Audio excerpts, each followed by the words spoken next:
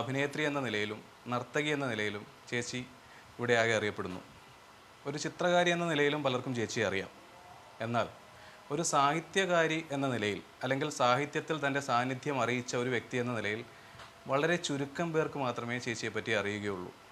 എന്തുകൊണ്ടാണ് പിന്നീട് ആ മേഖലയിലേക്ക് ചേച്ചി തിരിഞ്ഞു നോക്കാഞ്ഞത്? പല മേഖലയിലേക്ക്, ഇത് സുരേഷ് പറഞ്ഞ സാധനം തന്നെയാണ്, ഒരു മേഖലയിലേക്ക് പോയിട്ട് അവിടെ നിൽക്കാതെ അടുത്തേക്ക് പോകും. അതല്ലേ സുരേഷ് പറഞ്ഞത്? കുറച്ച് വർഷങ്ങൾക്ക് മുമ്പ് സൗഭരണികെ കരയരുത് എന്നുള്ളൊരു കഥ മനോരമയിൽ കൂടെ ഞാൻ എഴുതിയായിരുന്നു. അത് വെച്ചിട്ടായിരിക്കും സിയാദ് ഇത് ചോദിക്കുന്നത്. സുരേഷ് ഏട്ടൻ്റെ ഫ്രണ്ട് സനലേട്ടൻ്റെ അച്ഛൻ അത് വായിച്ചിട്ട് എന്നോട് പറഞ്ഞാണ്, മോളെ ഇത് നല്ല ഇതാണ്. എന്തുകൊണ്ട്? കാരണം എനിക്ക് മലയാളത്തിൽ എഴുതാൻ അറിഞ്ഞുകൂടാ. ആ എഡിറ്ററിനോട് ഞാൻ തമിഴിലാണ് കൊടുത്തത്.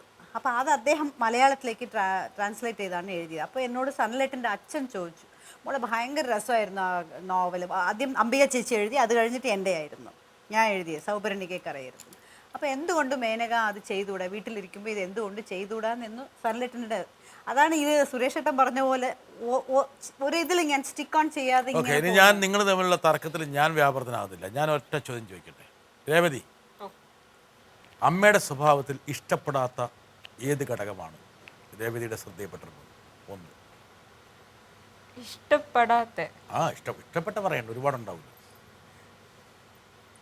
അങ്ങനെ പറയാൻ പറ്റത്തില്ല. ബിക്കോസ് അച്ഛനും അമ്മയും രണ്ടുപേർക്കും പോസിറ്റീവ്സ് നെഗറ്റീവ്സ് ഒക്കെ ഉണ്ട്. പക്ഷെ ആ നെഗറ്റീവ്സ് അങ്ങനെ എടുത്തു പറയുന്ന രീതിക്കൊന്നുമില്ല. ചിലപ്പോൾ അമ്മയ്ക്ക് ദേഷ്യം വന്നാൽ നല്ലോണം വഴക്ക് പറയും. ഇപ്പം എന്നെ എളുപ്പം ഇറിറ്റേറ്റ് ചെയ്യാൻ പറ്റുന്ന, ഞാൻ ഭയങ്കര കാമാണ്, പക്ഷെ എന്നെ എളുപ്പം ഇറിറ്റേറ്റ് ചെയ്യാൻ പറ്റുന്ന ഒരാളാണ്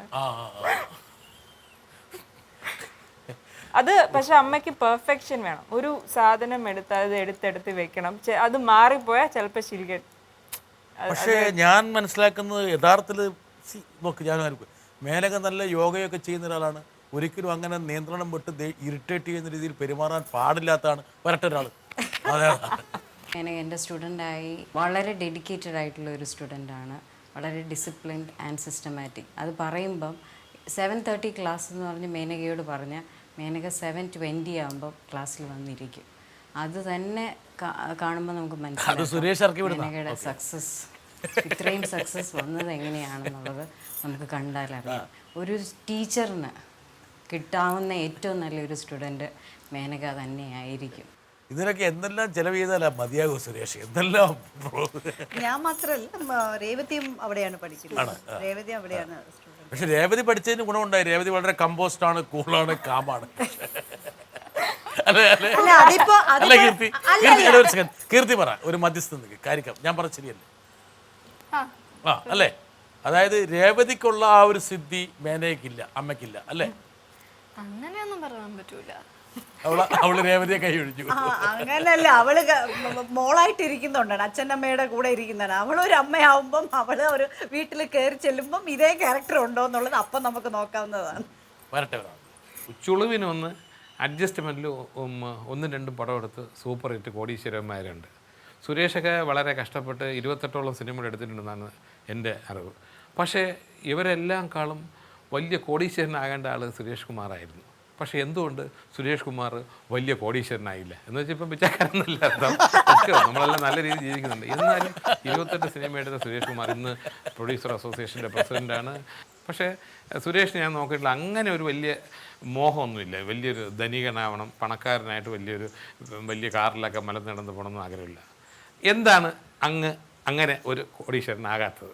സുരേഷ് കോടീശ്വരൻ പറഞ്ഞു, വലിയ കോടീശ്വരനായില്ലെന്നാണ് രാജുവിൻ്റെ പറയുന്നത്. അല്ലല്ല, അങ്ങനെ ആവണമെന്ന് അങ്ങനൊരു അമിതമായിട്ടുള്ള ആഗ്രഹങ്ങൾ ഉള്ള ആളല്ല ഞാൻ. നമുക്ക് നല്ല രീതിയിൽ ജീവിക്കണം എന്നുള്ളതല്ലാതെ കോടീശ്വരനായിട്ടായി കുറേ കാശിൻ്റെ പുറത്ത് കയറിയിരുന്ന് ഈ ജീവിതം കളയണം എന്നുള്ള ആഗ്രഹം എനിക്കില്ല. ഞാൻ വളരെ ഇതായിട്ടാണ്, നമ്മുടെ ജീവിതം വളരെ ലളിതമായിട്ട് ജീവിക്കുന്ന ഒരാളാണ്. പിന്നെ കൺവീനിയൻസ് ഈ പറയുന്ന പോലെ അതിനുള്ള ലക്ഷറി വേണം. തീർത്തി എന്താണ് ഈ പുതിയ, പക്ഷേ ഈ സിനിമാ രംഗത്തേക്ക് വരുന്ന പുതുമുഖക്കാർക്കൊക്കെ പണമാണ് പ്രധാനം. സുരേഷേ തന്നെ എന്ത് പറയണ കീർത്തി? അല്ല, ഞാൻ പറഞ്ഞില്ല, ഇപ്പോൾ രാജു പറഞ്ഞ നേരത്തെ ഈ ആർഭാടം കാണിക്കുന്ന ഒത്തിരി ആൾക്കാരെ ഞാനിപ്പോൾ കാണുന്നുണ്ട്.